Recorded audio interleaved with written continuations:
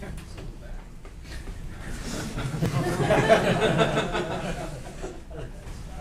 right. 5 minutes? Where's the camera? So yeah, hey everybody. I'm Jeff Preshing. I'm technical architect at Ubisoft Montreal. I'm here to talk to you about Python in the game industry.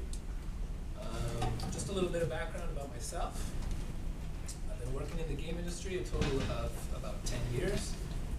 More than 7 of those have been here in Montreal at Ubisoft. I've worked in about 8 different game productions, but I won't go into too much more detail. If you're really interested, you can look me up on LinkedIn. So, what do we got?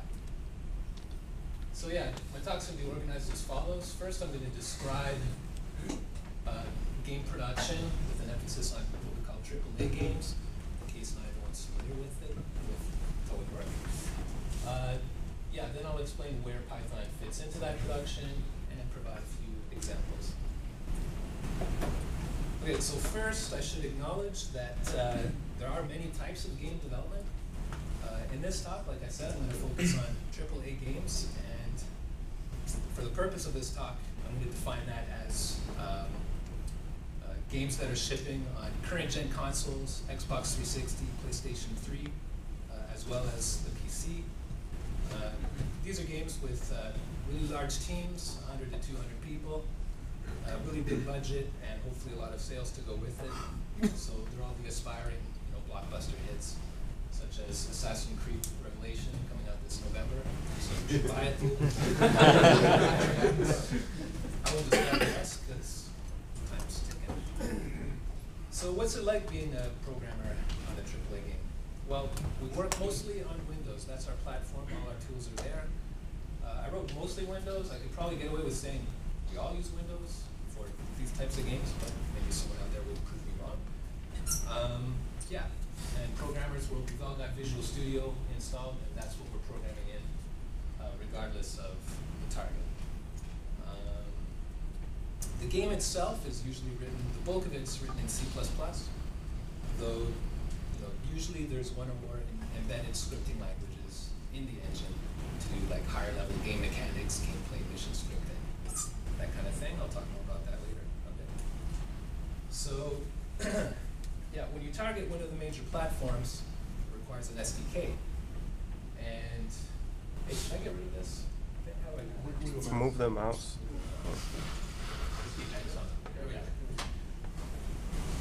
So yeah, so the PlayStation SDK, for example, is proprietary. It's under NDA, so I can't share any information about that. PC, on the other hand, I think all the documentation for the Windows SDK is online, public knowledge. What's interesting about PlayStation 3 and Xbox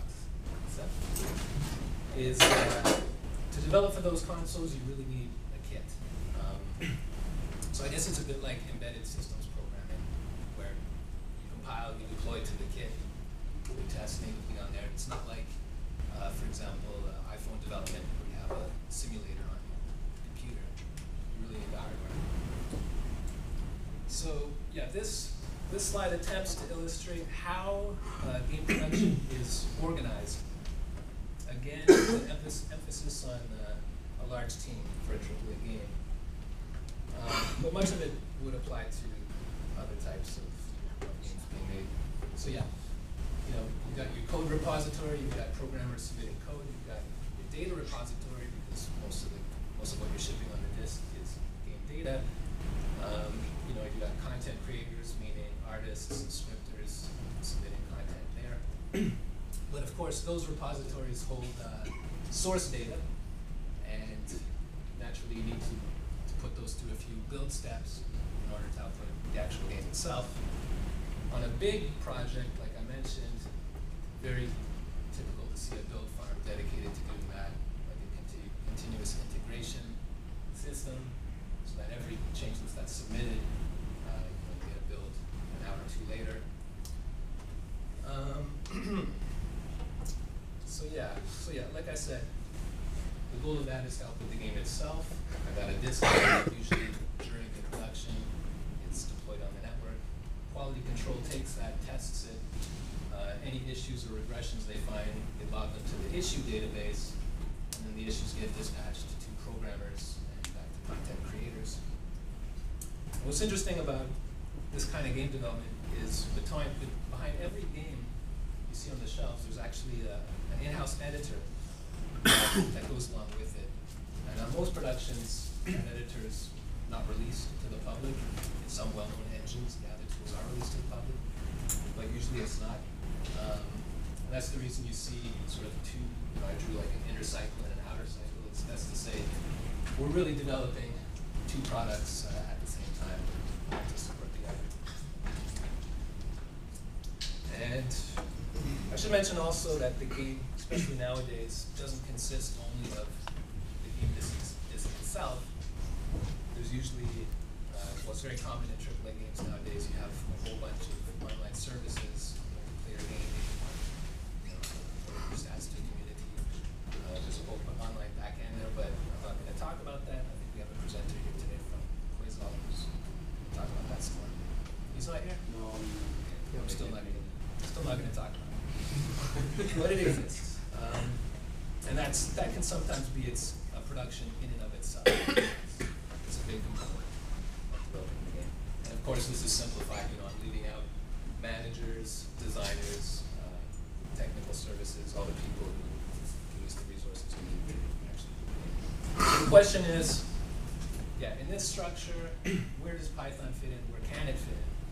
Well, it turns out if you look at all of the projects being developed at all the studios, you're going to find people using, you're going to find at least somebody using Python in one of these parts. So most obviously, programmers are going to use it, very handy tool. I think majority of programmers probably still don't know Python, but it's kind of advantageous to know. So it seems more and more people are interested in learning. And in fact, Ubisoft now offers for the past few years Python training. Once in a while, anyone wants to take it, just signs up. This guy needs it, counts. Special guest there.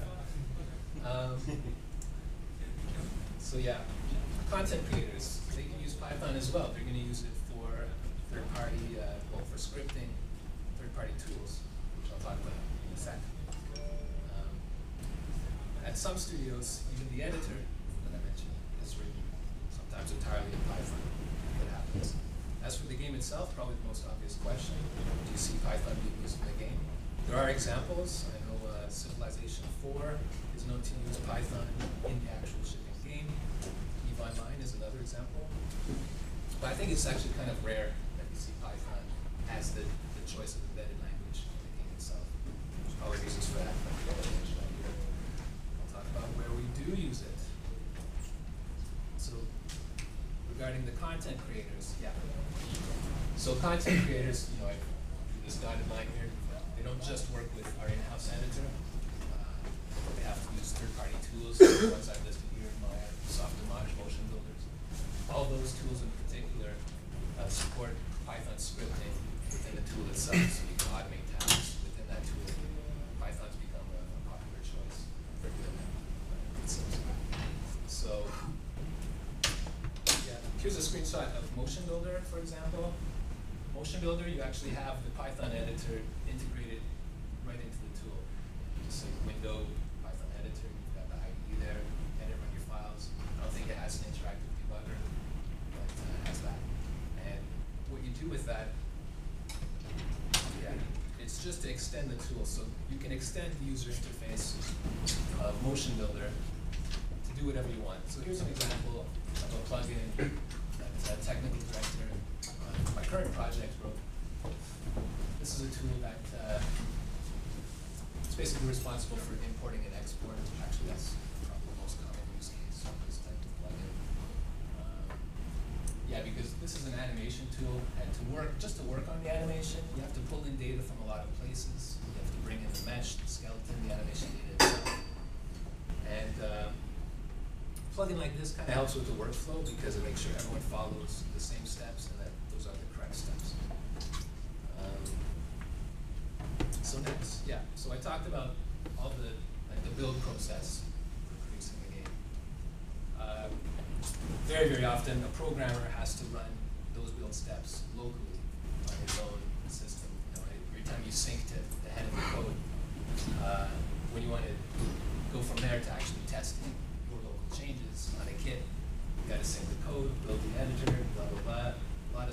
always take time. So yeah, if only this was automated, right? And different teams have different solutions to kind of reduce the amount of waiting time you have. On my project, well, actually for the past few years, every project I've worked on, I've had this Python script which does those steps for me. The idea being, at the end of the day, before I leave, I launch this script. It's going to wait for midnight. Midnight comes, it's going to sync to code. If it's synced to the head of the code, if it's safe, do all those steps. And when I come back in the morning, I get this kind of summary. Yeah, which steps succeeded, which failed. That's kind of handy because then we can kind of hit the ground running. You have all the latest changes from other people, all the latest changes you're working on the kit ready to go. This is good. So there's quite a few people on our team using this right now, in fact. Every time you run it, there's an archive of each run. It's compressed, so 10 megs each. So you can always look back in time. If a step failed, you can see why. Yeah, so that's that.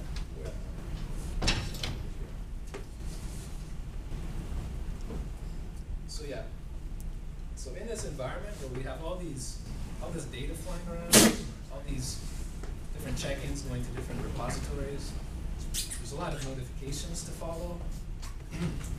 So, one way you can follow Perforce activity, for example, they let you subscribe every time someone submits a change list. You get an email about it. This is kind of important, like if you're a manager and you want to keep track of what's happening throughout the day, you're going to want to receive these notifications. But when you got 50 programmers submitting stuff, it's a lot of emails, kind of gets a bit spammy. So yeah, we also have a Python script for that. It runs 3 times a day. It scrapes Perforce for the latest check-ins, sends a summarized version. It's just a little bit easier to stay up to date. Similarly, we've got notifications for recent issues found by quality control. So this kind of helps with our workflow for the times we need to really watch that closely. And yeah, there's a lot of examples. Like here's just a list of various stuff programmers have done that I know firsthand have happened.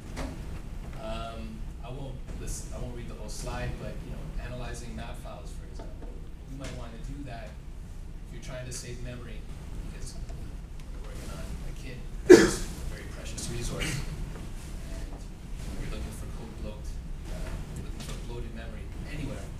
So map file gives you a breakdown of where memory is being spent in your executable itself, but map files is huge, several megabytes file is kind of important. So it's very easy to just write a Python script, parse that, break it down by lib, by file. I think people have told me there's other tools to analyze map files as well, but it's quite easy to do in Python, so that's just one example. On our project, building for PS3, we have a custom build step for certain SPU programs. The handy thing about that is this script will actually take the assembly listing generated by the compiler and insert extra instructions around each memory access, and then assemble that listing. The handy thing about that is it's a way of adding extra checks, because when you develop for SPUs, if you have a bad pointer, it's just going to crap all over memory, and those can be pretty hard to track down.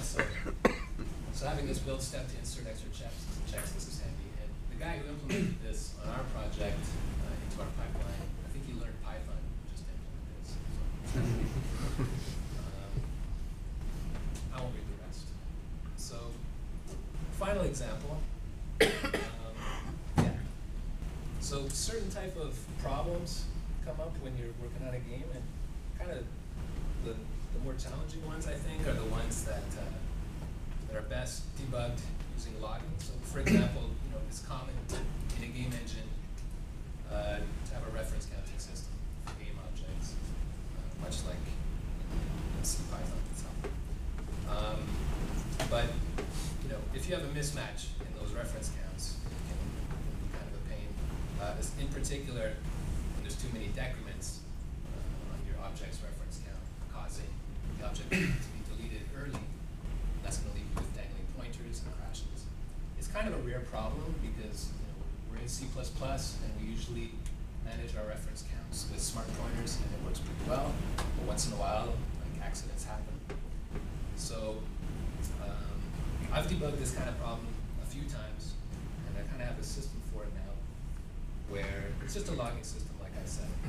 But for each event, an event in this example could be incrementing or decrementing a reference to a game object. For each event, I get the thread ID, I get a timestamp, I get the message itself, and the call stack. That's a lot of data for each event, right? And in one logging session, you have like 10 million events.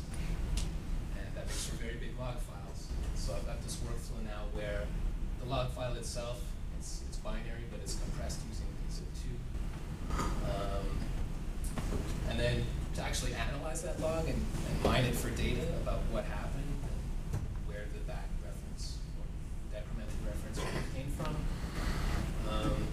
Since I've got that log file, I can analyze it by writing quick little Python scripts, interfacing with an extension DLL written in C for speed, so I can read these events, 10 million events, pretty quickly. And then in the script itself, I just have to analyze event objects. Just a little, tiny little script using it, for example. So say I'm working on the game and it's crashed, and I know I've got a dangling pointer to this address, whatever. I can do a script, analyze the log file for every reference to that address. Just going to narrow it down to a few hundred, but iterate from there and ideally find a problem. And this works well. You can find a problem within a day, which might otherwise plague the project. That's the end. I have a couple minutes left for questions. So thanks to these guys who helped me gather up the information for this talk. Don't know if anyone does have questions at all. Yes? You said a good part of this game disk is actual game data, but how big would the rest be then? Compiled code and all that? Compiled code, the executable itself could be in the neighborhood of like 30 megs. Yeah, and I guess the rest is just game data. It's pretty easy to fill up disk with game data. Yeah, 30 megs, let's say. Anyone else? Yeah, you use Python for Slack speak, but what other scripting tools do you use? Sure. So the build farm, for example, one software used often is Anthill Pro. So the entire build software is automated using that. It's a CI solution. Some projects have some stuff written in Perl, but this is kind of dying out. Python's kind of become more popular. Other scripting languages. Honestly, before we started using Python, people would write batch files for stuff because we're working on Windows, and this is what's familiar to us. But it's pretty nice to be able to not have to write batch files. There's also scripting languages. The game engine itself, you might even have developed a custom editor where mission scripters can define the mission using some kind of visual language. That's another example of in-house scripting. In Assassin's Creed, I guess there's a high-level language that describes whatever can happen.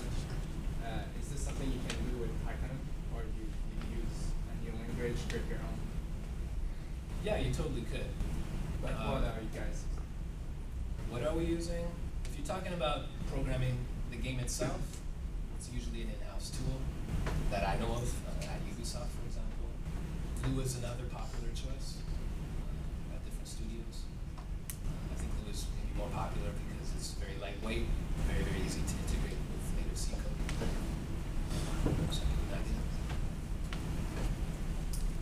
Yes. How well do you think stackless Python, which is what EVE Online uses, how well do you think it's going to compete with C++ for game developers? Yeah, I don't really know. But I do know that this guy put up his hand. Well, I think stackless Python is used in the server side. With EVE Online, it's multiple players. That's the engine they develop. The client on PC, I guess it's standard C++. Well, it's since they use lots of shader language, they leverage allowed the graphic card, and they have lots of Python, stackless Python code on the client side as well. Yeah. As a quick additional note, Ultima Online back in its heyday, it's client and server side. So